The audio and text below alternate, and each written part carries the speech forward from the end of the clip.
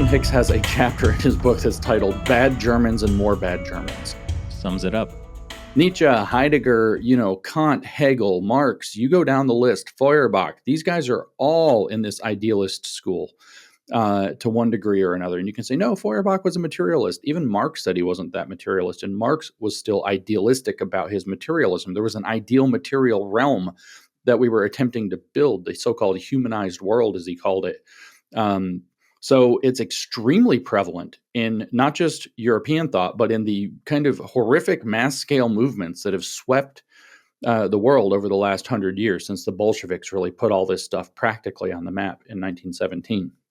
Well, so I think we need to get, well, just real quick to defend the Germans. Rousseau was not a German. French. Yeah. So you're saying the French are also bad? Yeah. Okay. Okay. And so we'll defend the Germans a little more too, because Kant and Hegel, from whom this derives in the German idealist tradition, largely were Neoplatonists as well, and Plato was Greek. And so you you have a lot. And by the way, Kant was like a weirdo, right? So he took his walk so regularly at the same time every single day that they said you could set your clock by it. He only missed his walk one time ever, and everybody, like literally, it was such a thing. Everybody thought he died, but it turns out he wasn't. He was in his study and had been so excited reading Emily, which is Rousseau's treatment of education, that he forgot to take his walk because he was reading Rousseau. Now, he was also very almost like John Calvin. He just didn't believe in having decorations, very austere, so his office was bare walls, minimal furniture, the whole thing, right?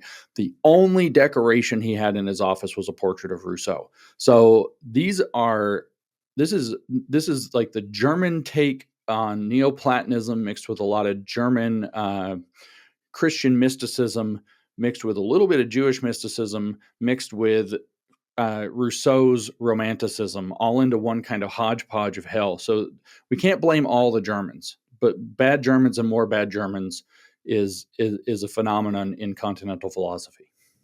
So I think now we should just lay out your definition of what woke is, because we'll need that to go forward. It means woke up. And it doesn't mean like you woke up like I thought the news wasn't lying to me, but it is, right?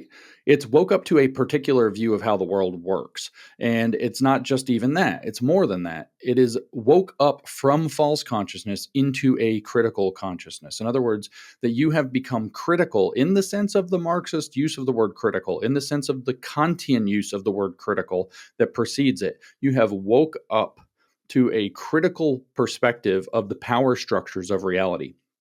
So social reality doesn't actually work where there's a bunch of people and there's emergent phenomena like economies that rise up from independent actors, individual actors doing what they will as their best thing. It arises from the fact that first, society is fractured into groups or classes, and those groups have their own interests and are kind of their own semi-autonomous phenomena, and that some of those groups are privileged over others by an unjust power structure, and they maintain that power structure to their own advantage and to the exploitation of all the other groups.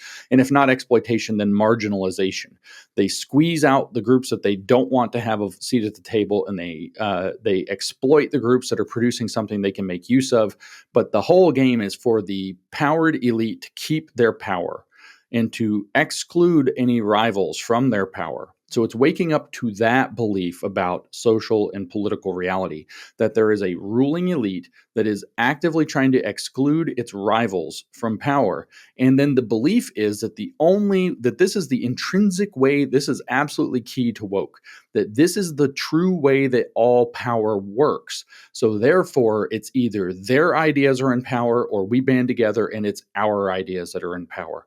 And because power is structural, it doesn't necessarily just have to be political power. It comes down to what you get people to believe en masse as well. So the authoritarian and totalitarian elements are cooked into the woke precept. It's not necessarily questioning power structures. It's not necessarily questioning the existing political or social order of the world.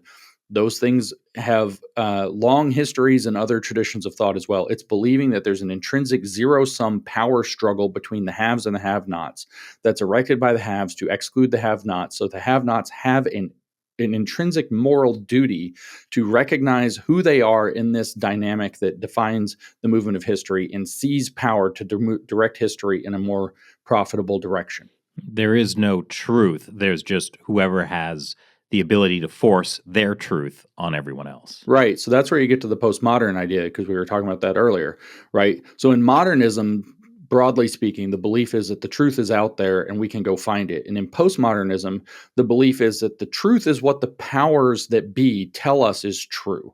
If the powers that be say that the sun goes around the earth, then that's true that the sun goes around the earth, because truth doesn't reflect external reality whatsoever. Truth reflects what is accepted by the consensus of people as valid to think. So true and false actually fall out. True and false are replaced by valid and invalid, and valid and invalid are actually social processes.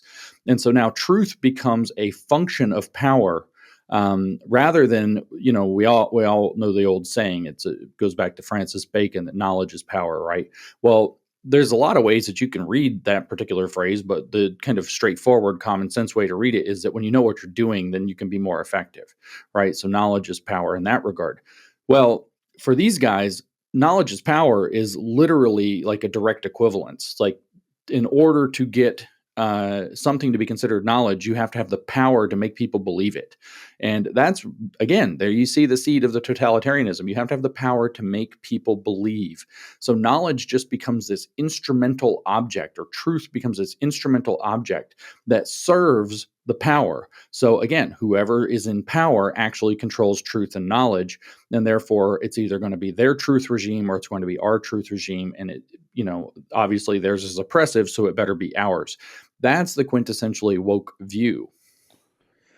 So, this ties into political correctness, right? Because I think of political correctness as you can't say something that is that you believe to be true if that goes against what the people in power or the social dynamics tell you is not okay to say, or they tell you it's not valid, even if it's objectively true. Right. Yeah. So what that is in practice then is it's actually a contamination of the epistemological process. You can't determine whether or not something's true because it might be offensive, or because the powers that be don't want you to think it. So it's political correctness is what we call it, because that's what they called it when the left does this with kind of all these weird speech codes. Like you can call a mental. I still think this is the funniest one. I might be about to say a word you're in trouble for. You're not allowed to call mentally disabled people retarded, but you are allowed to call them idiot, even though retarded was the politically correct term for idiot, because idiot was actually the main insult before that. Anyway, these speech codes, right? They called that political correctness, but what it is blasphemy laws. So they have some ruling ideology. To speak against the ruling ideology, or to speak in a way that's irreflective of upholding the ruling ideology, is a form of social or cultural blasphemy. And they enforce that in order to keep people kind of thinking in particular ways, self-censoring, being careful about how they talk or how they think or what they believe. Similarly, in other traditions, blasphemy laws work the same way. And, some Christians are probably going to hear this and think, well, I like blasphemy laws because blasphemy is really bad, blah, blah, blah. But if you were to say we're going to all live under Muslim Sharia blasphemy laws, then they probably wouldn't be that happy. Or if we said that you're going to live under the Chinese CCP speech codes and you're going to have this like firewall put on your internet, they would not be so happy. So it's, again, you have this weird view in this sort of postmodern milieu that our values are right. And this is what each group gets to believe. Our values are right. And then it's just a raw power struggle between the groups as to who's going to get to enforce on everybody else that their ideas are actually the right ideas. And so, political correctness was the 1990s woke version of this from the left, but you get the same thing from all would-be authoritarians who want to control people's thought and speech. That was just one piece of our almost 2-hour-long interview. Are you a curious person?